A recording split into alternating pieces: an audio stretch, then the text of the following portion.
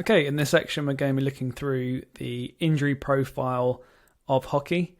I explained earlier the importance of understanding the needs of a sport, because what that enables us to do is to really understand, is our training program preparing us optimally for those demands? And there's this trade-off between capability and demand. So the capability of an athlete physically, and then in terms of the demands that are going to be placed on them, how close are the athlete's capabilities to those demands? And ideally, we're looking to actually exceed those demands with our physical capabilities.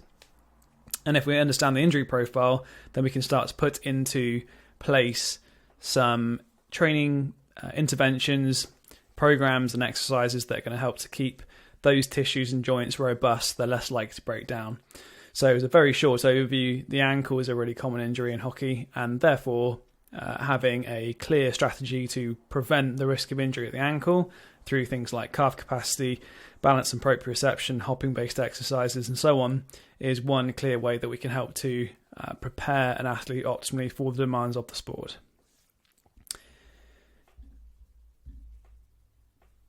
So what is an injury profile overall? Two primary things we're looking at here. The first is looking at the common injury sites. So we're looking at the most frequently injured tissues and joints, and this needs to be backed up with research evidence. The importance of understanding those common injury sites is that, as I've sort of alluded to already, we can put in place training interventions to help to prevent the risk of injury at those sites. And in hockey, there are a number of ones which are unique in some ways and similar to other sports. The unique thing, though, in terms of looking at an injury profile of hockey, is the sort of semi-rotated forward flex positions for prolonged periods of time, and frequently going into these positions of flexion. And that places sort of strains on the body, and we need to be prepared for those if we're going to prevent injury and prepare and perform at our best. So looking at those common injury sites, we can start to build a picture of, okay, what parts of the body are being put under the most amount of strain, where do the risks exist, and what do we need to do to put training exercises in place to prepare the body overall for those demands. And then we can look at the research and we can say, okay, is this empirical, is this subjective, or is this just based on possibly our own experiences? Some of those are going to be valuable, because clearly if you're seeing injuries happening, then they are real. But it's important that we also have a really good body of scientific literature behind us to ensure that what we do is backed up by research and aligned with the physical demands of the sport. So here are our most common injury sites, and I've alluded to 4 core papers that are going to kind of inform this. I'm going to put at the end of this presentation the reference list so you can have a look through these.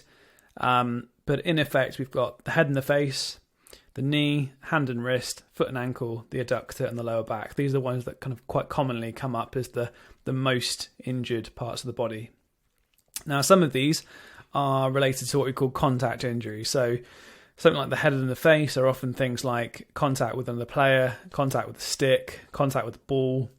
And again, I'm going to talk about this in just a second, but some of these things we're not necessarily able to prevent through a training program. They can sometimes just be unfortunate injuries. You know, hockey is a high-risk sport in some ways because you're in these kind of positions, particularly short corners. It's a high-paced game, and sometimes these things happen. We can't necessarily put in place training interventions to prevent a ball from hitting someone's face. Sometimes these things, unfortunately, do happen. There's obviously things like safety, equipment, and that kind of thing, which helps to prevent that. But if we're looking at purely from a training perspective, we're looking at what are the soft tissue and joint injuries that we can help to prevent through effective training. That's really the kind of question we're trying to ask here. So that's the head and the face. The knee is often related to the amount of loading and deceleration, high-speed deceleration and low positions. There's a lot more high-speed decelerations than accelerations in hockey. And so there's a lot of strain being put through the knee because of the amount of deceleration and the amount of work that the quad's having to do there to decelerate. Hands and wrist, very simply, is because you know the hand is in that low position. There are sticks being there's lots of shots and that kind of thing in these positions, and often your hand can get hit. So that's another one really in terms of those contact injuries that are not necessarily things we can do about directly through a training intervention. Foot and the ankle is probably the most common one as a standalone injury. The mechanism is normally an inversion injury, and that means ankle sprains typically account for, as a rule of thumb, around 20 to 30% of total injuries in the sport. So it's probably like the single most common one. The adductor and hip and groin, again, is related to this kind of split stance position that we find ourselves in. What we mean is that because we're in these kind of, as you can see in this picture here, deep positions of hip flexion and wide stances, the adductor is placed under a great deal of strain. And by going through lots of repeated motions like we do in hockey, the adductor has to do lots and lots of work. And so often it can be strained because either one, the forces experienced are too great and it can't tolerate it, or secondly, there's something like a overreach, and there's basically a sort of example where you're going to take your foot beyond an acceptable or appropriate range, either because your foot slides away or you just get yourself in an awkward position, foot slips, and then the adductor can get strained that way. And the lower back is primarily because of, again, these kind of forward flex positions, which happen repeatedly and frequently. And also in combination with that, there's semi-rotation through that trunk. So the spine is being compressed and rotated, which the lumbar spine does not really like. And so there are things we can do there to help to prevent it, with things like lots of trunk training, high volume of trunk training, ensuring good mobility through the hip, through the ankle, thoracic spine, and also having good sort of control through that lumbar region as well. And all those things in combination will help to offset the risk of that lower back. So these are all the injury sites that are most common. And then secondly, I'm just going to show you and talk through a breakdown of the most common injury sites more globally. So as you can see, the lower limb accounts for about 60%. Now I've taken this as a kind of summary of all of the available research. It does differ quite broadly, but to make it a little bit simpler visually, this is roughly what we're thinking or what we're seeing. And so over half the injuries are lower limb related, around a quarter are upper limb, and around a quarter are related to the head and the face. What this already tells us is that the lower limb is a higher risk part of the body, and so the training we need to do needs to prepare athletes for those injury risks. So we should place more of our training resource towards lower limb training than we should towards upper limb training, for example.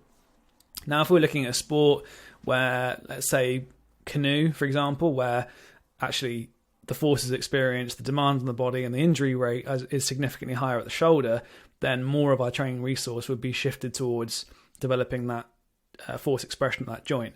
But because the amount of injuries are so high in the lower limb, for all the reasons we've just alluded to, it's important that we place more resource and time towards developing unilateral strength, strength of the quadriceps, calf capacity, and all that kind of thing, to ensure that we're meeting the demands of the sport, and that we are, again, based on empirical evidence, providing training programs that meet the demands of the sport.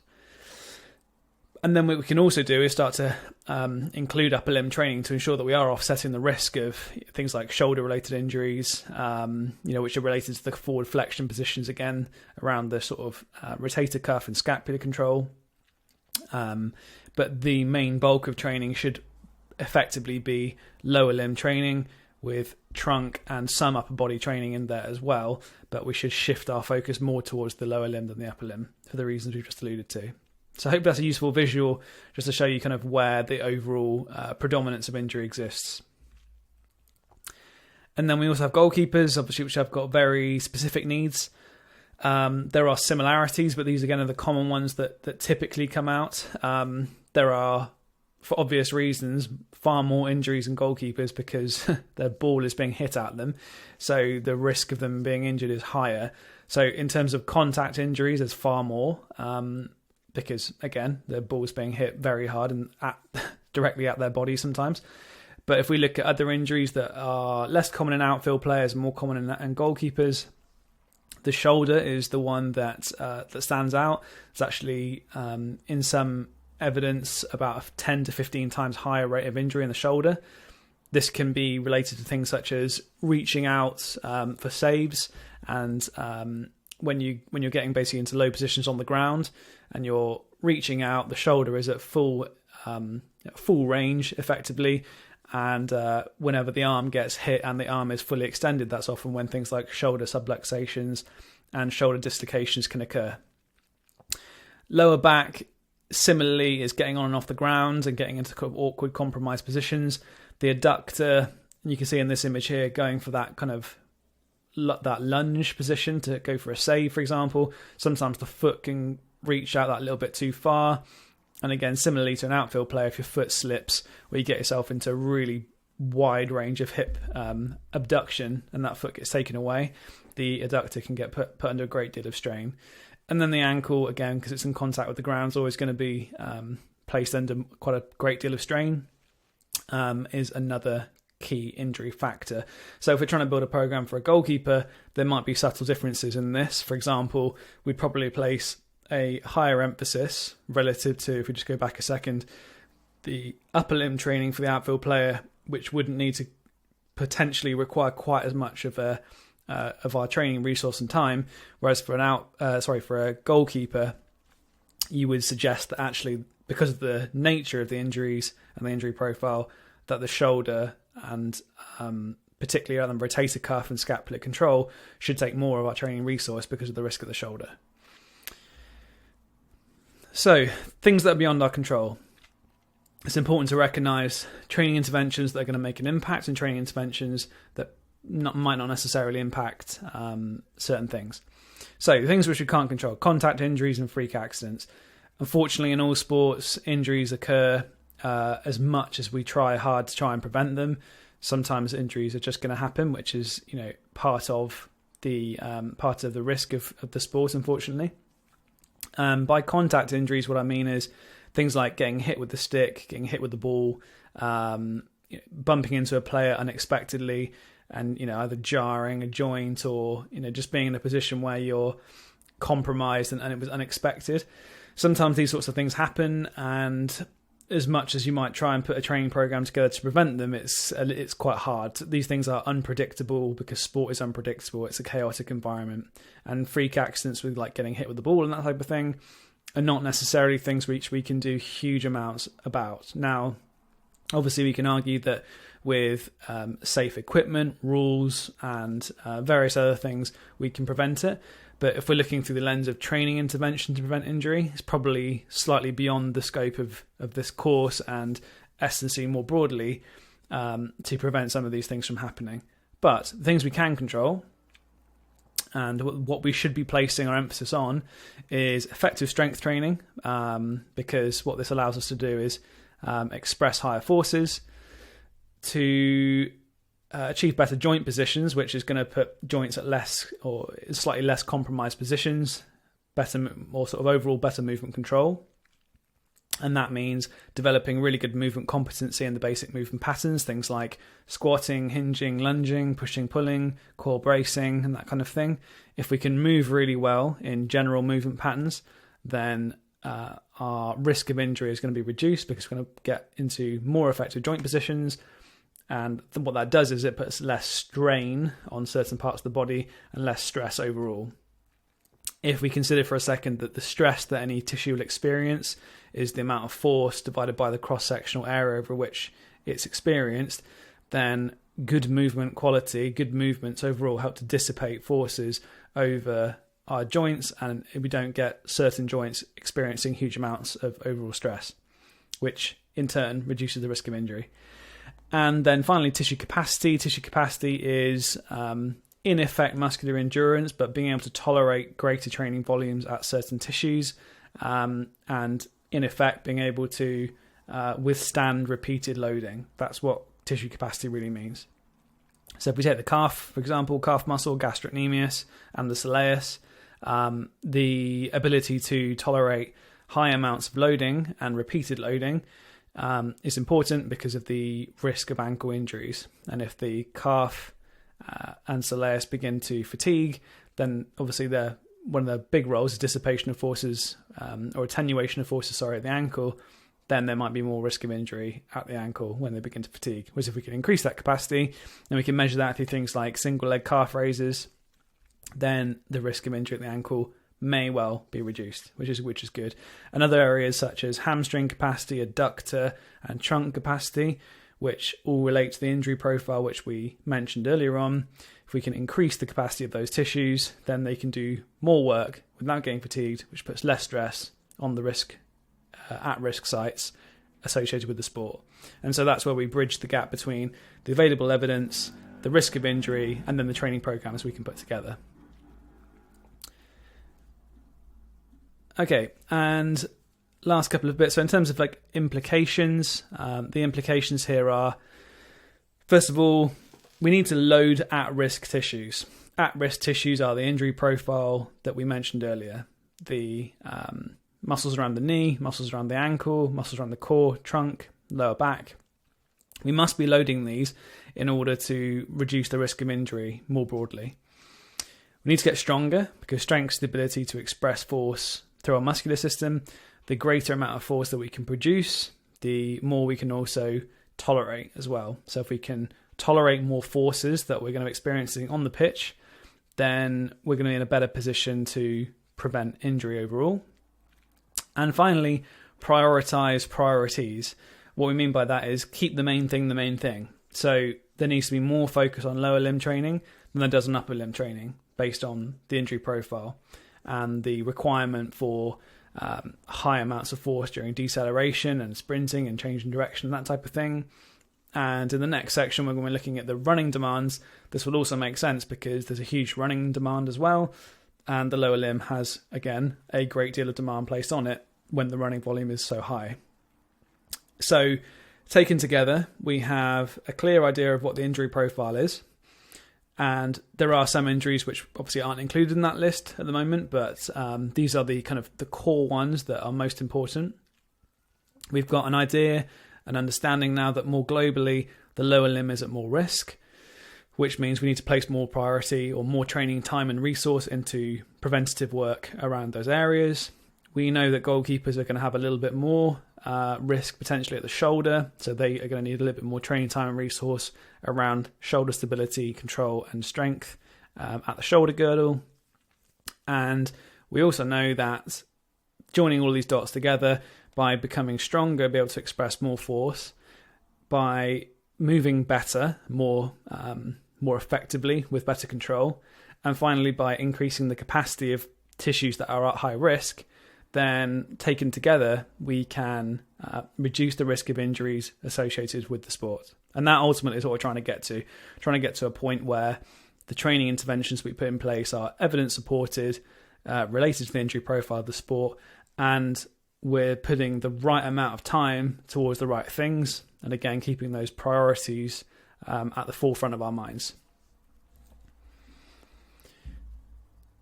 So to summarise this little section, there's a task for you to do, which you'll find in this section, and it is to create a concise summary sheet of these physical demands for future reference.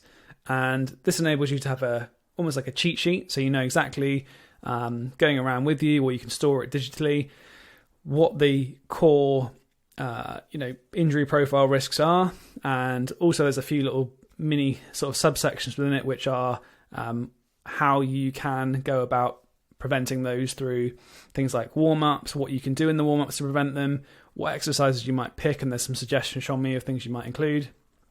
And at the end of that task, you'll have a nice, simple summary sheet of the injury risk of the sport, the overall needs, including the running demands as well, how you can prevent the injuries associated with the sport, and how you're going to go about putting that all together into your own program, as well as hopefully comparing it with what you're currently doing and maybe identifying the gaps in your current training program.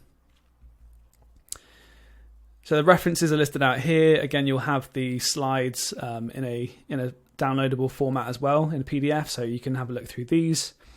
And finally, the task, which I've just mentioned, will also sit below this as well. So have a look through that, complete that task form.